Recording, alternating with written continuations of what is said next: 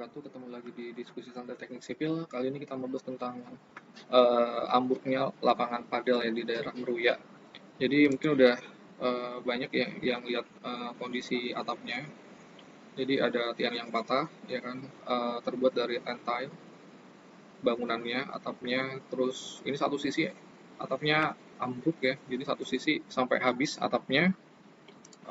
Dia runtuhnya seperti ini. Nanti coba kita analisa. Dan kondisi sebelum runtuhnya kurang lebih kayak gini. Jadi ada satu bidang fasad yang terbuat dari kayak gitu ya, terbuat dari membran, membran kayak gitu yang disupport sama rangka frame bagian atas.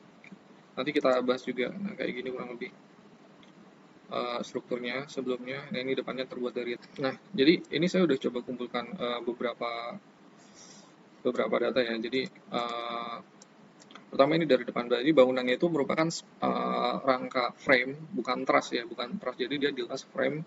Jadi si membernya itu menerima momen. Panjang bentangnya 70 meter, sama ada yang bagian 8 ini 80 meter. Jadi dia agak kotak gitu kan ya, agak agak belok letter L di sebelah sini. Terus ini bagian depan ada kolom yang patah. Nah, bagian depannya ini itu Nah, yang bagian depannya ini itu dia ada fasad yang terbuat dari membran juga sama kayak gitu ya. Ini fasadnya ya kan. Habis itu ini sama bagian samping ini juga. Nah, terus ini yang bagian kalau tadi dari video depannya itu hampir roboh gitu ya, runtuh semuanya. Terus ada juga yang titik uh, angkur pada base plate-nya itu pada kecabut.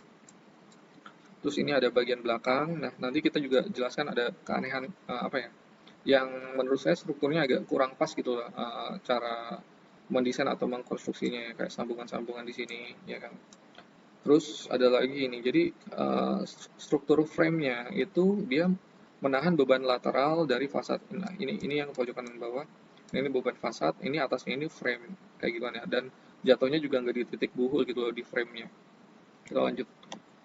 Nah, ini tampak depannya. Awalnya dia kayak gini ya, bentuknya melengkung, cuman tingginya lebih tinggi yang satu sisi dibandingkan sisi yang lainnya.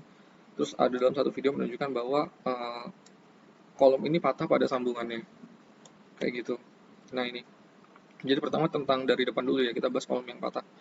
Kolom sebenarnya desain sambungan join itu semestinya didesain putusnya itu jangan pada bautnya ya, tapi kalau desainnya berdasarkan kapasitas bukan berdasarkan beban ya, bukan berdasarkan beban yang terjadi, itu harusnya sambungan itu yang patah itu si frame-nya ini kebuckling kayak gitu yang patah. Bukan dari apa namanya, kan ini sambungan jepit ya. Bukan dari si bautnya. Nah, ini yang terjadi si bautnya bisa jadi satu jumlah bautnya kurang dalam perhitungannya, atau dua mutu si bautnya itu yang tidak sesuai antara yang dihitung sama yang dipasang. Kayak itu bisa salah satu terjadi daripada itu. Tapi intinya kalau dari segi kerusakan harusnya yang rusak adalah si frame utamanya kayak gitu. Terus ini misalnya ini pada saat tadi ya ambruknya. Nah, jadi ambruknya itu terjadi karena ini ada beban angin lateral, beban angin arah ke sana kayak gitu kan, lateral. Jadi si frame yang apa namanya, si frame yang menahan beban lateral itu dia nggak kuat kayak gitu.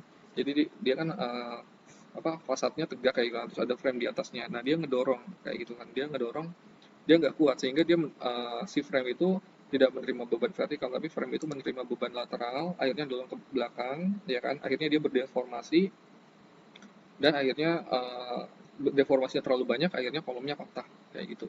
Jadi beban utamanya bukan dari kalau ngelihat dari struktur frame-nya, kekakuannya, ini frame-nya cukup kaku ya. Cuman emang lateral brace-nya ini lengkung. Saya juga nggak tahu maksud dan tujuannya apa, atau mungkin ada pengaruhnya sama si tile-nya itu.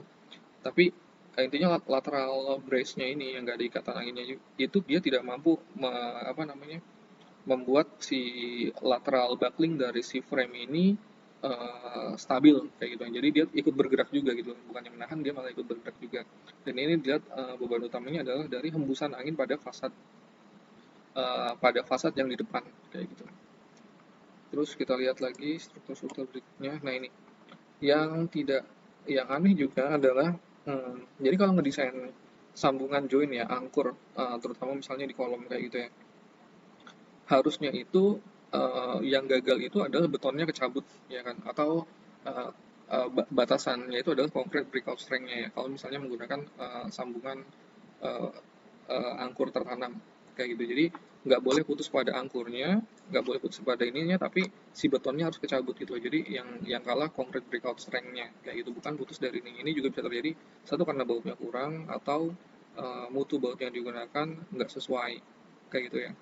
Atau satu lagi, beban yang terjadi pada saat hujan badai itu memang melebihi apa, melebihi kapasitas desainnya kayak gitu. Nah ini, jadi pada saat kita melihat dari depan ya, ini tentile-nya ya, ini tentile-nya yang dijadikan fasad bagian depan, dia nggak ada kolomnya, di bagian depan itu nggak ada kolom-kolomnya kayak gitu ya. Jadi dia cuman tentile aja didukung sama 2D frame kayak gitu. Tadinya saya ngira ini adalah 3D frame ya, karena ada bagian depannya. Tapi kalau dilihat dari silhouette-nya ini pas malam-malam, ini dia ternyata frame-nya cuma satu aja, yang ini aja 2D ini. Terus ada apa namanya, membernya kayak gitu ya. Jadi dia di sini tuh nggak ada gitu, karena nggak ada yang menyambung ini menjadi rangka segitiga gitu, nggak ada gitu. Ini terlalu sederhana apa namanya sambungannya. Jadi dia cuma cantilever ke depan aja. Nah jadi rangka 2D frame ini dia hanya kuat untuk secara nahan beban vertikal saja, beban lateral atau ke arah sampingnya itu ketika kena angin kayak gitu kan ya, dia kedorong kayak gitu kan ya. Ini ada lateral brace fungsinya untuk nahan, tapi karena lateralnya lengkung juga kayak gitu, jadi dia berdeformasi yang cukup banyak sehingga narik si kolomnya kayak gitu. Kalau dilihat dari akar masalahnya sumbernya dari sini. Nah ini kalau kita lihat ini, jadi ini yang seharusnya ya, kalau misalnya suatu rangka struktur menerima beban lateral, dia juga harus punya kekakuan arah lateral. Tapi ini kalau kita lihat, ini rangka luarnya ya, yang ini rangka luarnya, ini hanya sebagai cantilever karena nggak ada rangka segitiganya, atau ya, rangka segitiganya menghubungkan rangka luar sama rangka bawah bagian dalam gitu. Jadi dia cuma cantilever aja. Rangkanya ini tetap hitungannya rangka 2 dimensi dan hanya punya kekakuan ke arah vertikal saja, tidak punya kekakuan ke arah lateral. Jadi ketika kedorong ke arah lateral gitu ya, dia dia apa namanya, melendut ke arah lateral kayak gitu. Nah, terus hal-hal lain ya, ini sama nih. Ini kita lihat, ini ada satu sisi fasad juga yang pas bagian tekukan itu dia rangkanya juga ketemu bagian depan ya, ketemu fasad, dia juga cuman 2 dimensi kayak gitu kan. Dua dimensi, nggak punya kekakuan arah lateral. Nah ini kita lihat bagian belakangnya. Bagian belakangnya juga nggak kalah menarik gitu ya untuk ditinjau gitu. Jadi di sini ada ini rangka-rangka fasad ya. Bedanya sama yang depan, kalau yang belakang itu ada tiang-tiang fasadnya, ada tiang fasadnya, tapi ini bukan kolom kayak gitu ya, karena kalau kita lihat lebih detail ya kan. Nah ini satu, joinnya di kolom itu, kolomnya bukan yang menang yang ke atas gitu ya, tapi malah kolomnya berhenti, framenya yang menerus gitu. Jadi ini duduknya cuman, kolomnya nggak menerus, jadi duduknya kayak cuman pin aja, pin join aja, bukan tidak terjepit kayak gitu ya, tidak terjepit. Ini juga harus diperiksa dengan desain strukturnya, apakah memang didesain uh, pin pada kolom bagian bawahnya kayak gini. Tapi ada beberapa kolom yang joinnya di atas. Nah kayak gini kan, dia dia dia dia hanya pin join saja gitu. Jadi dia tidak terjepit. Jadi si apa namanya, ketika atap ini menerima beban lateral ke arah sana, dia akan tersendi gitu. Dia nggak akan, dia bukan, kolomnya mungkin akan terima beban horizontal ya, tapi si frame-nya akan berdeformasi lebih besar terlebih dahulu sebelum diteruskan kepada kolomnya kayak gitu. Padahal di sini nih ada rangka apa namanya, pengikat horizontalnya ya ke arah yang berlawanan. Tapi ketika ini di atas, jadi dia bisa bergerak ke arah sana sebelum ini ketahan. Kolomnya tetap stabil kayak gitu. Nah, terus ini juga sama, eh, jadi semua desainnya itu tumpuan, nggak semuanya. Ada beberapa desain yang tumpuannya itu dia hanya jatuh di kolom saja kayak gitu. Jadi kolomnya nggak menerus. Yang menang apa, rangka frame-nya kayak gitu, yang menang rangka frame-nya. Nah kalau kayak gini kan kekakuan lateralnya ini nggak sepenuhnya ditahan kolom kayak gitu kan untuk si frame-nya, karena ini kalau dia pin, dia berarti dia bisa bergerak, bisa terjadi rotasi ke arah sana pada pada poolnya sini, sama sini juga kayak gitu. Terus nah ini yang area belakang juga, eh, desainnya mungkin harus diperiksa lagi ya. Jadi kalau kalau yang menang kayak misalnya kayak gini ya. Ini ada pertemuan, ini ada pertemuan. Yang menang itu yang sebelah sini yang menang kolomnya, tapi yang sini yang menang frame atasnya kayak gitu. Nah, ini perilakunya pasti beda sama di strukturnya kalau antara itu di pin atau di fix join, di sendi apa dijepit kayak gitu. Nah, ini terjadi di sini, terjadi di sini.